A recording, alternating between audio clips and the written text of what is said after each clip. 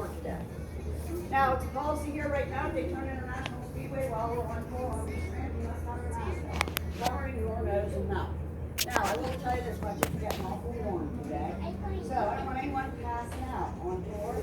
So if you do need to grab a quick breath of fresh air, please go ahead, take that mask down, grab a little bit of air, and then snap it back up, covering your nose and mouth. Once you get off the tram, anybody's comfortable with it is welcome to take that mask down. You should have got a drink. If you feel yourself in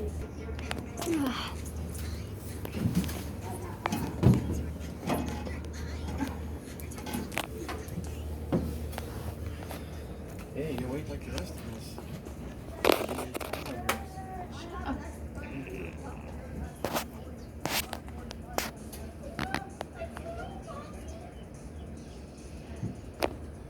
Woo!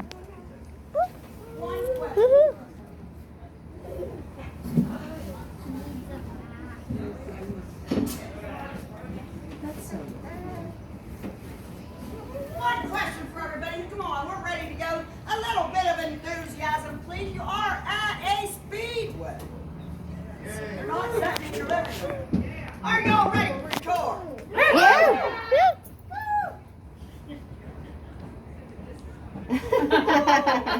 Okay, we'll just go. We'll just go. Okay. Yeah. Well, it must be too much energy to even put your hands up back here, huh? That's okay. As a reminder, please remain seated while the trams are in motion. Also, we will be going through a couple narrow gates on your tour today. So let's make sure to keep our legs, arms, heads, and all that jazz inside the trams at all times.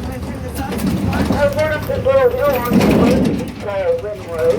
Rim Road does go the whole way around each year of our 2.5 mile super speedway. It's primarily used by our maintenance and emergency vehicles as needed and opposite. When we're lucky enough to get out there on that speedway. Oh yeah, look at now on the 2.5 mile. I'm going to be taking this truck up. I'm going to be setting the tires on fire, putting some rubber down as I take you up to a blistering speed, and I do mean blistering. Hang on to your hats, your seatbelt, and your loved ones, because we're going to be going about 15 miles an hour. Yeah. Take a look over the white wall inside there. That's our 180-acre infield. We'll just get down in there and just look around at everything that you see. But we're going to start off with just a little bit of the history of racing right here in the Daytona area. You see, it all began back in 1903. That's when two car manufacturers, the That's more than 100. When I they decided they want to see whose horse's carriage was the fastest. More than 100 So they years set up on the ago. hard back stands right here in Daytona. They raced in a straight line down to the point in that lighthouse. Well, you know what? That first year, it was kind of a tie. So, of course, those same two car manufacturers came back to those stands in 1904 this time. They set up. They were racing in that straight line, and when they reached the point in that lighthouse, it was the Winton Car Manufacturing Company that declared the winner, setting a new land speed record back in 1904 of a whopping 68 miles per hour. Well, now from that point on, people brought their straight line racers from all over the world trying to set new land speed records. That is, up until 1935. 1935. You see, it was back in 1935 when Sir Malcolm Campbell, he showed up for those sands with his blue bird number 5. He set off. He's racing in that straight line. He was at lightning speed because by the time he reached point in that lighthouse, he set a new land speed record back in 1935 of 276 miles an hour. Oh my. Now that was That's almost 300 miles per hour. We know they took a look at that back then and they decided those speeds, it was just a little too dangerous to continue racing the straight line racers on those sands. So that's when they took them and moved on out to the vaudeville salt flats where they are to this day. Well, now you got to know it. Those fat cars heard the sands were available. So they took those sands back in 1935, only they left from the ponds in that lighthouse. They raced 2 miles north of the hard tack sands. Made a U-turn and raced 2 miles south on the hard service of A1A. Now, one of the professional race car drivers at that time was a man by the name of Bill France Sr. He raced from those sands from 1935 up until 1944 when he decided to hang up his helmet. You see, there were no rolls at that time. the sands were starting to shift and become extremely dangerous.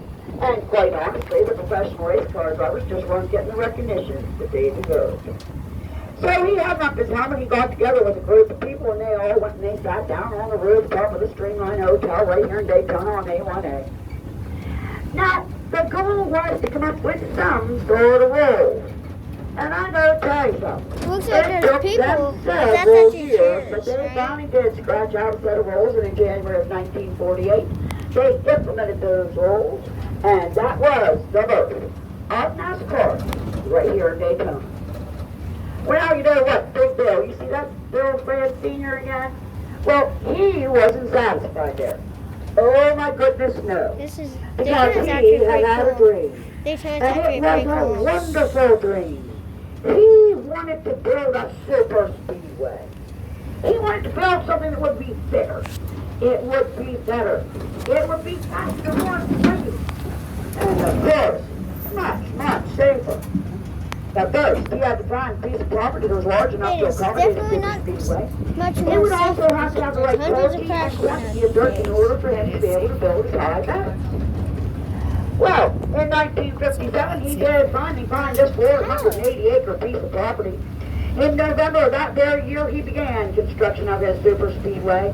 And it wasn't but just a few short 14 months later, on February 22nd, 1959, he held that inaugural Daytona 500 right here in front of 41,000 fans. And the winner of that race, well, now it was a professional race car driver, of course.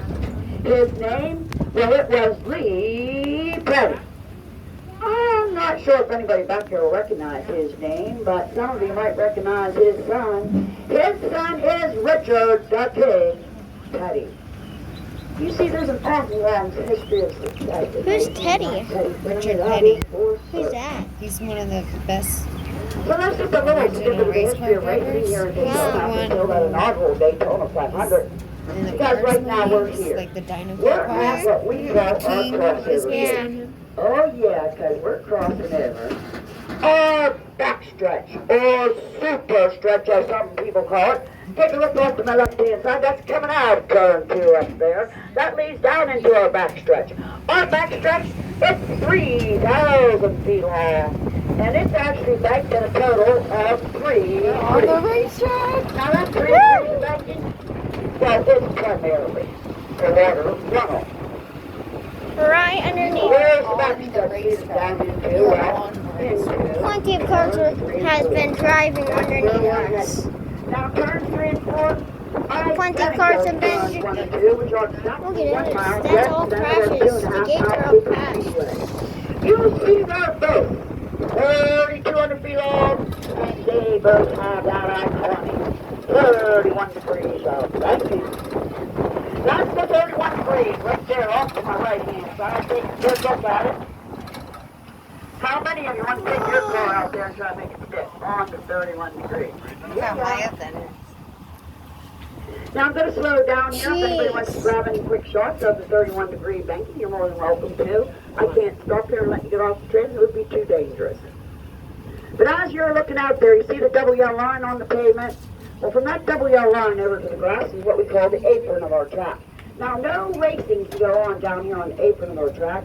Cars might drift over that yellow line, but they cannot advance their position in the race while on the apron. Some cars But went from that through double yellow here line up because to that white they flag, span it's out. only right? 40 feet wide. That's where the race car. And that's I what know we how call those our racing. those spines up there with all the gates is actually a car with Now here's what happens here on race day. That?